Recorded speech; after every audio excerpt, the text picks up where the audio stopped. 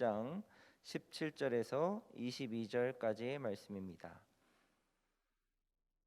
거룩하신 하나님의 말씀입니다. 하나님이 아브라함에게 약속하신 때가 가까움에 이스라엘 백성이 애굽에서 번성하여 많아졌더니 요셉을 알지 못하는 새 임금이 애굽 왕위에 오르매 그가 우리 족속에게 교활한 방법을 써서 조상들을 괴롭게 하여 그 어린 아이들을 내버려 살지 못하게 하려 할세. 그때 모세가 낳는데 하나님 보시기에 아름다운지라 그의 아버지의 집에서 석 달 동안 길리더니 버려진 후에 바로의 딸이 그를 데려다가 자기 아들로 기르매 모세가 애굽 사람의 모든 지혜를 배워 그의 말과 하는 일들이 능하더라. 아멘. 계속해서 스데반의 설교를 살펴보고 계십니다. 사도행전에서도 아주 중요한 연설 중에 하나인 이 스데반의 설교의 시작은 대제사장들의 물음이었던 7장 1절 이것이 사실이냐라는 물음에서부터 시작되었습니다. 이 말에서 이것은 6장 14절에 대한 내용이었을 것입니다. 거짓증인들이 스데반을 모함한 내용입니다. 그의 말에 이 나사렛 예수가 이곳을 헐고 또 모세가 우리에게 전하여 준 규례를 고치겠다 함을 우리가 들었노라 하거늘. 아멘. 그러니까 스데반이 성전과 율법에 대하여서 모독한 예수님에 대해서 전하는 것을 해명해야 한다는 것입니다. 그리고 그 중심에는 모세가 있었습니다. 율법을 전하여 준 것도 그리고 성전의 시작도 모세로부터 시작되고 있다고 이스라엘 백성들은 알고 있었기 때문입니다. 그래서 실제로 스데반의 설교의 대부분은 모세에 대한 이야기를 담고 있습니다. 그리고 그 모세에 대한 이야기의 첫 번째 서막이 우리가 함께 읽었던 오늘의 본문 말씀입니다. 스데반은 의도적으로 모세의 생애를 40년씩 세 파트로 나누어서 이야기하고 있습니다. 그리고 그 40년의 인생에서 모세에게 반복되어지는 경험이 있는데 그것이 우리가 읽은 본문 말씀의 21절 앞절에 나와 있습니다. 버려진 후라는 것입니다. 태어나서 당시 이스라엘의 다른 모든 사람들과 같이 부모에게 버려진 후 바로의 딸이 데려다가 아들로 키우게 됩니다. 또 40년이 지난 후 이스라엘 백성들을 좋은 마음으로 도왔는데 오히려 그 이스라엘 백성들은 모세를 받아들이기보다는 배척하고 버렸습니다. 모세의 살인을 고발한 것이죠. 모세는 광야로 도주하고 또다시 40년을 지내게 됩니다. 그리고 백성을 애굽에서 탈출시킨 후 40년간 기사와 표적을 행하였으나 우리가 읽은 본문 이후에 39절에 보면 도리어 모세에게 복종하지 아니하고 거절하여 마음이 애굽을 향하였고 또 우상을 만들어 섬겼다라고 이야기하고 있습니다. 이 이야기를 통해서 스데반은 이스라엘 백성들에게 오히려 반문하고 있는 것입니다. 예수님이 율법을 모욕하고 율법을 잘못 해석하고 율법을 거절하고 율법에 대하여서 배척한 것이 아니라 오히려 이스라엘 백성들이 과거로부터 대대로 계속 하나님의 선지자들과 율법과 그리고 성전의 올바른 사용에 대하여서 거절하고 있었다고 말하고 있는 것입니다. 조상의 때부터 하나님께서 세우신 모세를 3번이나 거절하고 도리어 하나님을 저버렸던 백성이 지금도 하나님이 세우신 예수 그리스도를 거절하고 박해하고 있다고 이야기하는 것이 스데반의 설교의 그리고 모세의 이 시작의 첫 번째 단어입니다. 우리가 읽은 오늘 본문을 보면서 두 가지 입장에서 적용해보고 함께 기도해볼 수 있을 것입니다. 첫째는 나는 이스라엘 백성처럼 하나님의 말씀을 거절하고 버리고 있지는 않은가입니다. 이스라엘 백성이 첫 번째로 모세를 버렸을 때에는 부모가 자식을 버리듯 버렸다는 것입니다. 사실 우리 교회만큼 묵상에 대하여서 말씀에 대하여서 강조하는 교회도 참 드물 것이라는 생각을 해 보았습니다.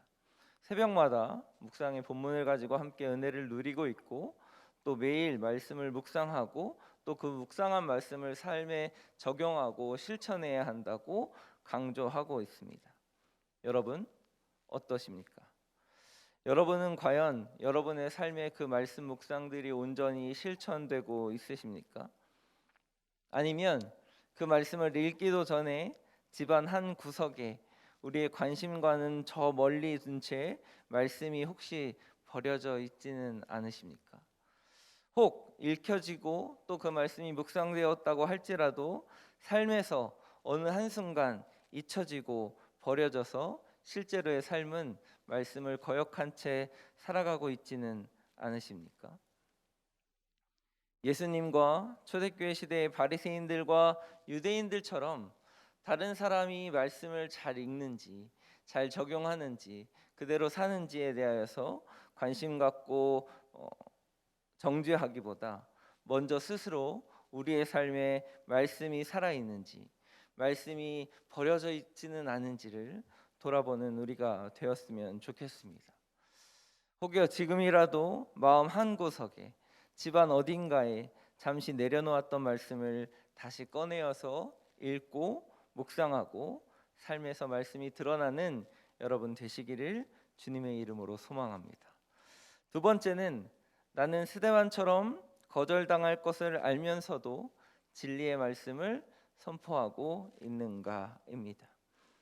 세상은 진리의 말씀을 선포하는 자를 계속해서 박해하며 십자가에 못 박고 돌로 쳐 죽이고 때로는 불에 태워 죽였습니다.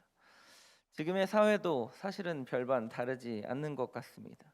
말씀대로 사는 것, 그리고 말씀대로 살아가서 실천하는 그 삶에 대하여서 또 선포하는 것, 때로는 위험과 박해를 감내해야 하는 일일 수 있습니다. 코로나19가 시작된 이후 이러한 박해는 더욱 심화되고 있습니다. 한국 사회에서 기독교는 때로는 바이러스의 온상이 되는가 하면 예배에 대한 열정과 기도에 대한 노력도 비난받는 시대가 되어 버렸습니다.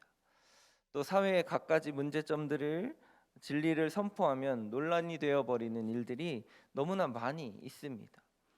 그럼에도 불구하고 여러분, 사회적 비난과 모욕과 박해를 감당하시면서도 예배하시겠습니까? 말씀대로 사시겠습니까? 예수님만이 유일한 구세주임을 선포하며 삶을 사시겠습니까? 스데반 집사님처럼 예수님이 하나님의 아들이시며 하나님 본체이시며 유일한 구세주라는 것을 증명하며 사는 우리가 되기를 주님의 이름으로 축복합니다. 사랑하는 말씀상 공동체 성락선교교회 성도 여러분, 초대교회 스데반 집사님이 보여준 삶과 이 설교가 우리의 삶에 깊이 뿌리 내리는 하루가 되시길 소망합니다. 말씀 앞에 바로 서는가 하면 또한 그 말씀이 우리의 삶에 온전히 이루어지기를 소망하고 당당히 그리스도인으로 살아가시는 믿음의 자녀들 되시기를 주님의 이름으로 축복합니다. 같이 기도하시겠습니다. 지금도 변함없이 말씀으로 우리를 인도하여 주시는 하나님 감사합니다. 그러나 때로는 말씀을 소홀히 여기기도 하고 거절하기도 하며 살았던 죄를 회개합니다. 용서하여 주시옵소서. 다시 말씀 앞에 서서 세상 앞에 당당한 그리스도인으로 오늘 하루를 살아갈 수 있도록 인도하여 주옵소서. 감사합니다. 약속의 성취이시며 말씀의 본체 되신 예수님의 이름으로 기도드립니다. 아멘. 이 시간 다 같이 공동 기도 제목을 함께 읽고 기도하시겠습니다. 지금 들은 말씀이 내 삶으로 이어지게 하옵소서.